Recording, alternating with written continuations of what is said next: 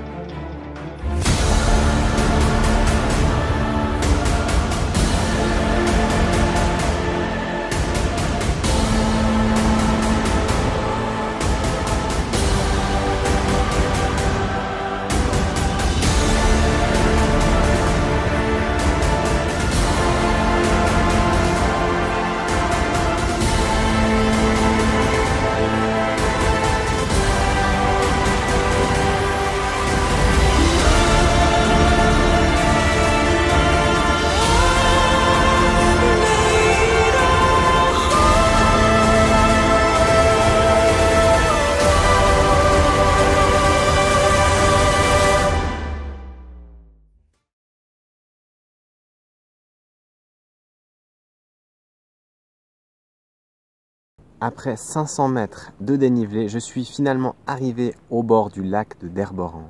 Cette région a connu plusieurs catastrophes naturelles. La première se déroula en 1714, lorsqu'un terrible éboulement se décrocha des Diablerets pour s'abattre sur la vallée. En 1749, un second éboulement se produisit. On pensait à l'époque que les montagnes étaient hantées par des démons. On raconte que, au crépuscule ou pendant la nuit, les esprits sataniques se promenaient, seuls ou en groupe, avec des petites lumières et erraient sur les pâturages le long des versants. La tour Saint-Martin, un éperon rocheux qui domine le massif des Diablerets, portait d'ailleurs le nom de Quai du Diable. On dit qu'il s'agissait d'une cible pour les démons. Ainsi, lorsque les paysans et les gens du coin entendaient le grondement de pierres tombant dans la vallée, on pensait que c'étaient les démons qui jouaient sur les sommets des Diablerets. Lorsque ces pierres arrivaient en bas dans la vallée, les pâtres, effrayés pour eux et pour leurs troupeaux, demandaient alors la grâce de Dieu. Des bruits sourds et des grondements terribles auraient alors jailli des entrailles de la montagne juste avant ces éboulements. On dit qu'il s'agit des esprits en furie qui se battaient pour savoir s'ils devaient faire écrouler le massif des Diablerets du côté valaisan ou du côté bernois. La région de Derborens est également connue pour abriter l'une des rares forêts vierges de Suisse, juste ici sur ma gauche. Il s'agit de la forêt de l'Écorchia qui abrite des sapins vieux d'environ 450 ans. C'est d'ailleurs de cette forêt que proviendraient les premières plantes alpines du jardin botanique de Londres. Il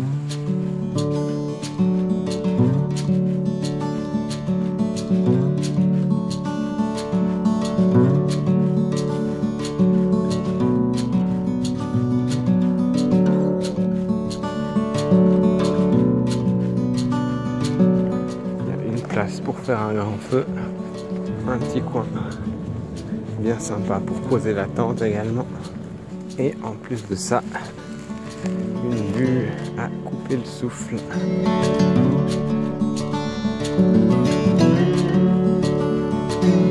Aujourd'hui, petite soirée sympa en prévision, courgettes grillées et toast. Et avec tout ça, un grand classique, le cervelas grillé.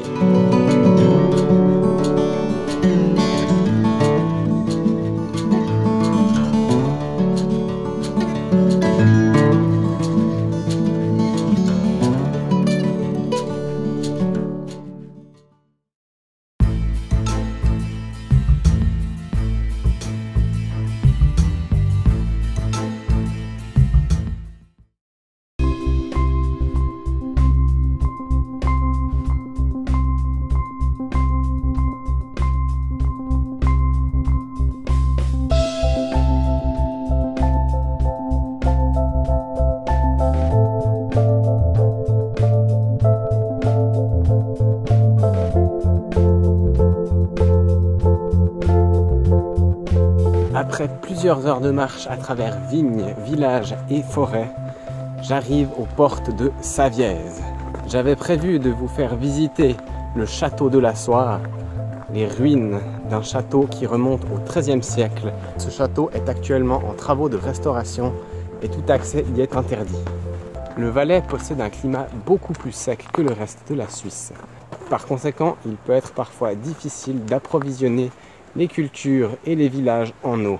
C'est pourquoi depuis de nombreux siècles, les hommes ont construit le long des vallées ce qu'on appelle des bis, sorte d'aqueducs qui permettaient de ramener l'eau là où il y en avait besoin. C'est justement sur l'ancien tracé de l'un d'eux que je me trouve. Ces canaux remontent parfois à plusieurs siècles en arrière, à l'image de l'impressionnant bis du Torrent Neuf au-dessus de Savièse qui date des environs de 1400.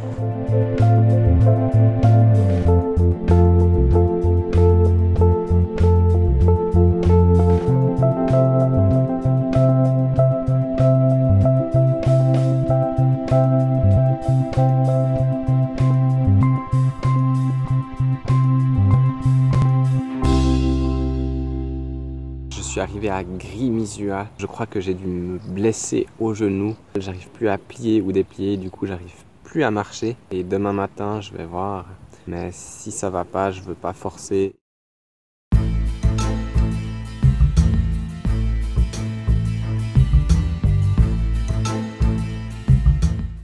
C'est reparti. Après un petit arrêt à la pharmacie, je suis en route pour Saint-Léonard. La vallée du Rhône est une plaine très fertile où il y a beaucoup de cultures.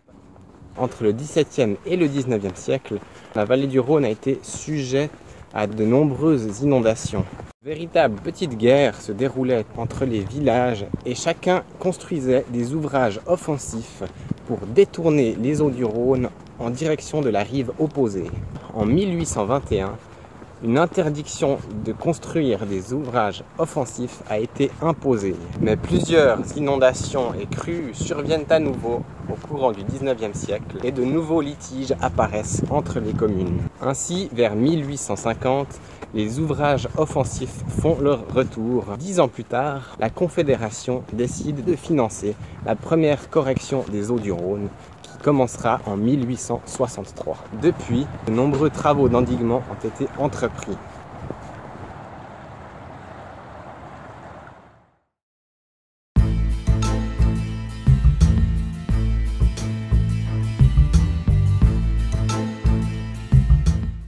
Aujourd'hui au programme, quelques courses à Sierre, ensuite je traverse la ville et le bois de Finge, 7 km de côte de Rhône sauvage.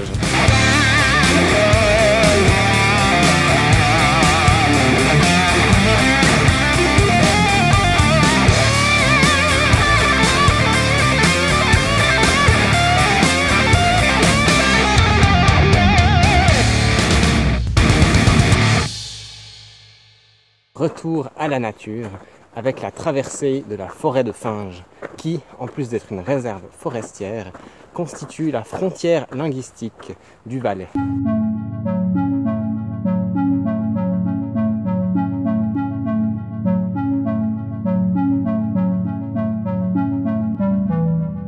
Malheureusement, les diverses activités humaines ont bien failli avoir raison de ce paradis de verdure. Toute cette zone est aujourd'hui protégée et seuls les incendies de forêt peuvent encore lui nuire. De nos jours, la forêt de Finge est un paradis pour les promeneurs, mais à l'époque, il n'en était pas de même. Les gens redoutaient de passer par ici, car ces bois étaient infestés de voleurs et de brigands.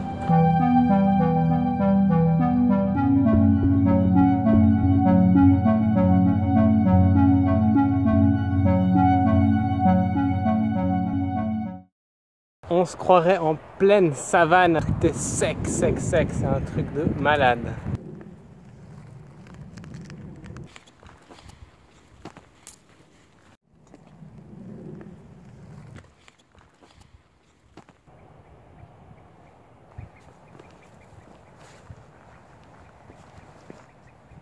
Voilà, je suis arrivé au camping de Soesten. Il n'y a plus qu'à monter la pente, c'est parti.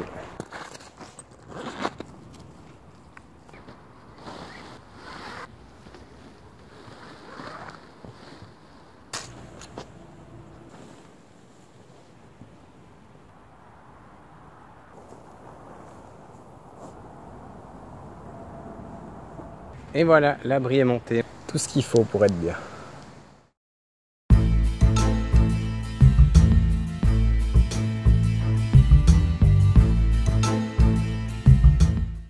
Je vais quand même vous emmener à la découverte d'un monument historique à 2 pas de ce camping.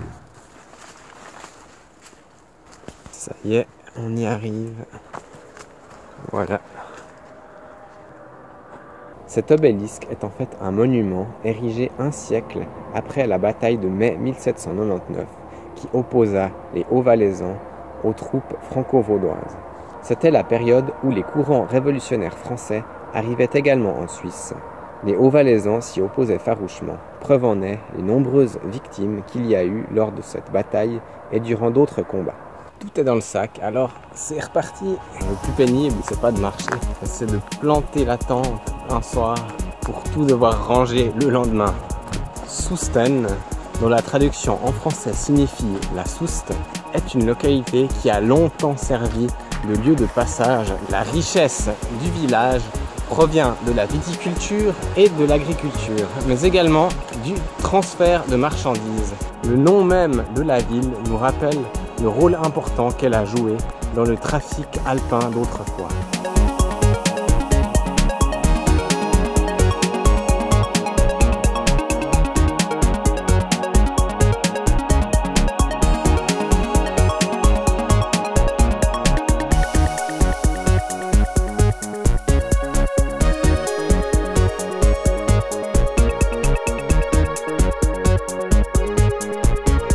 Une des choses qui est compliquée et fatigante, c'est que des fois tu trouves un coin qui a l'air sympa sur la carte et une fois que tu y es, ça joue pas.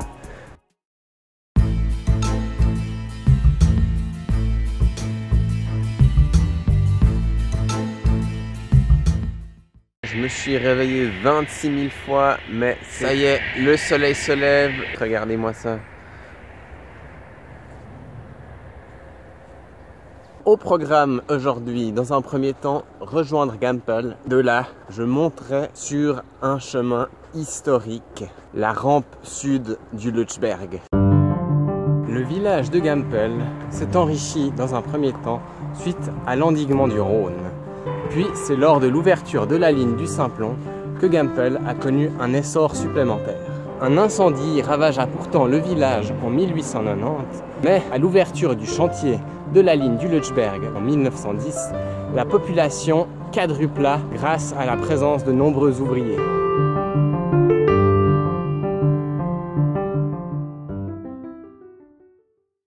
La ligne du Lötschberg est une prouesse architecturale. Son tracé passe à travers des vallées et des massifs entiers de montagnes. Et du coup, il a nécessité la construction de nombreux ouvrages d'art à l'image de celui-ci derrière moi, que je vais tout de suite vous montrer de plus près.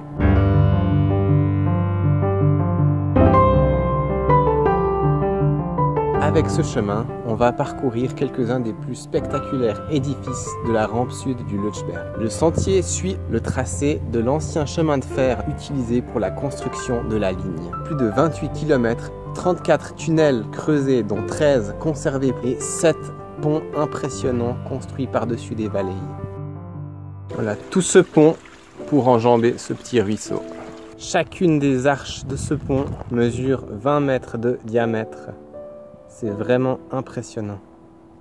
La ligne du Lötschberg a dès le début été conçue pour comprendre 2 voies. Cependant, le trafic ne s'est fait que sur une seule voie pendant près de 60 ans. Dans les années 80, le BLS a modernisé les infrastructures afin de permettre la pose de la 2e voie. Les traces de ces travaux sont encore visibles aujourd'hui puisque la partie ajoutée est en béton armé. Cette ligne vient de la volonté politique de Berne, la capitale, de créer une nouvelle ligne entre le nord et le sud, entre l'Allemagne et l'Italie. Le projet est ambitieux, environ 540 mètres de dénivelé entre Brigg et Goppenstein, là où le train s'enfonce sous le massif du Lötschberg. Mais le chantier débute. Tout d'abord, les matériaux sont acheminés à dos de mulet, puis, dès 1908, le premier train relie Natters au reste de la ligne. En tout, ce ne sont pas moins de 420 wagons qui permettent d'acheminer le matériel. Pour les tracter, environ une trentaine de locomotives à vapeur qui circulaient à une vitesse de 15 km/h. Voilà le dernier tunnel après toute une succession d'ouvrages similaires. Ça date d'un siècle en arrière. C'est ici que passaient les trains à vapeur pour le matériel. Il y a même encore une espèce de petit grenier là. J'arrive au second gros ouvrage, le Bietschtal Viaduct.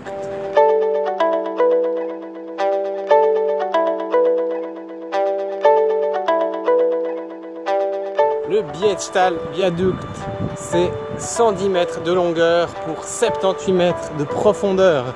Le ravin en dessous de mes pieds a quasi 80 mètres, c'est juste hallucinant.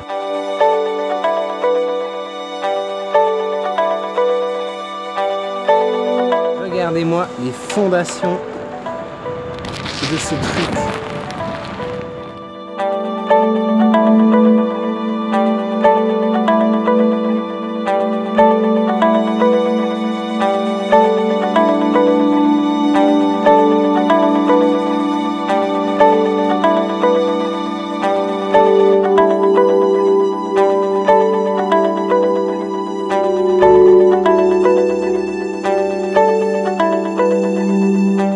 En face, il y a de nouveau une de ces espèces de mines.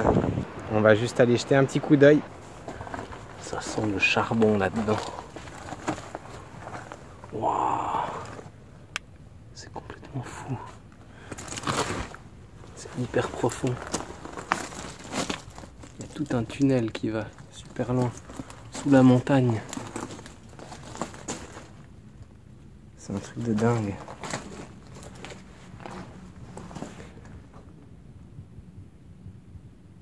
Ça va super loin. Je ne peux pas aller plus loin parce que je suis seul. C'est vraiment un truc de malade.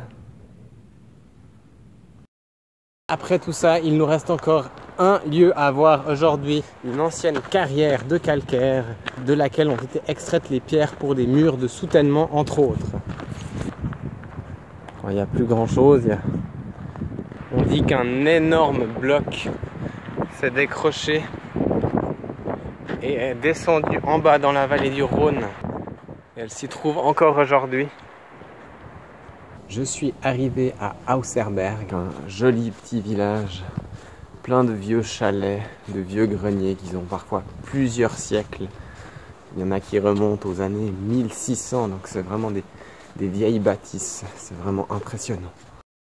Je suis fatigué, ça fait depuis 10h moins 20 que je marche. Je sais pas où je vais dormir, il n'y a vraiment rien par ici. Je crois que j'ai trouvé l'endroit où je vais dormir. Voilà. En dessous d'un racard.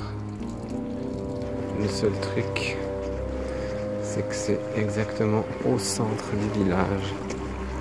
Alors je vais attendre qu'il fasse vraiment noir avant de m'installer. Il est 10h30. Je vais aller m'installer sous le racard. Je vais essayer de ne pas me faire choper par quelqu'un. Il y a pas mal de chalets vides, heureusement. On y est. Je vais faire le tour par le côté. Je vais par ici. Personne ne passe pas. La route passe juste à côté. Vraiment que je fasse gaffe. Il y a un chalet juste au-dessus. Je dois tout déballer mes affaires. Il y a des fermetures avec des sacs poubelles. Je vais essayer d'être discret. J'espère que je pourrai passer la nuit assez tranquillement. Bonne nuit.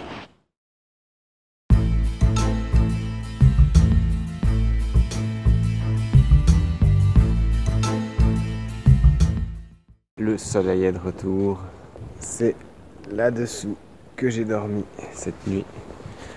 Et aujourd'hui, on part pour le 12e jour de marche. Je crois qu'on va se faire rincer. C'est quand même impressionnant le nombre de champs qui sont arrosés avec ces appareils.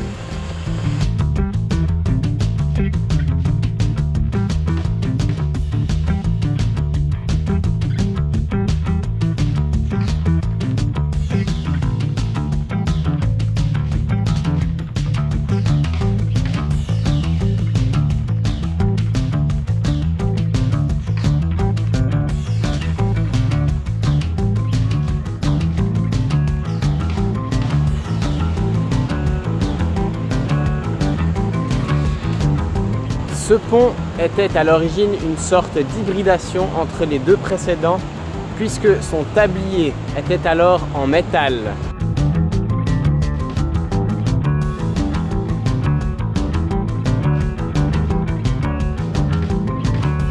À nouveau, on passe dans des anciens tunnels de chantier. La vue est très impressionnante.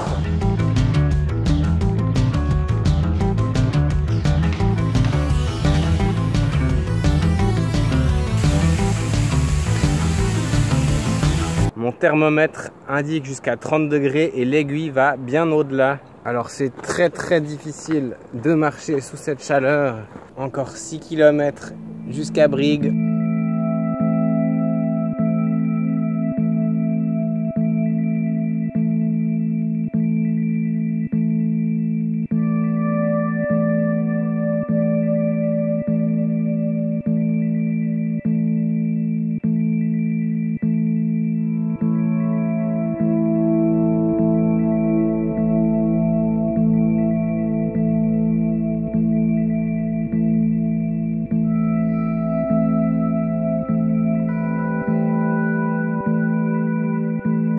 Je me trouve en ce moment en contrebas du village de Mound, célèbre pour sa production de safran. Il s'agit de l'unique village qui produit du safran, et ce depuis le 15e siècle.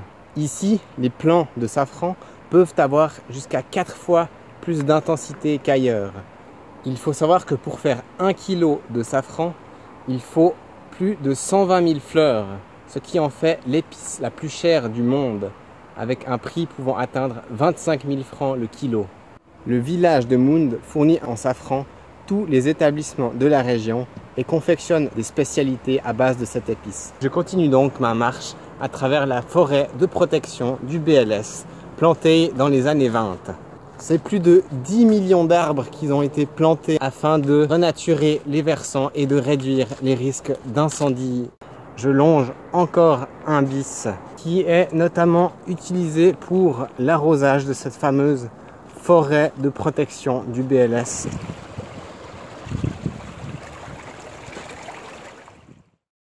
Ça y est, j'arrive à Brigue. C'est ici que s'achève la rampe sud du Lötschberg avec les 2 ponts qui franchissent le Rhône juste ici. C'est également ici que se termine cette seconde vidéo. Merci d'avoir regardé et si vous aimez ce genre de vidéo entre aventure et histoire, n'hésitez pas à le dire dans les commentaires. On se retrouve tout bientôt pour la suite. Ciao!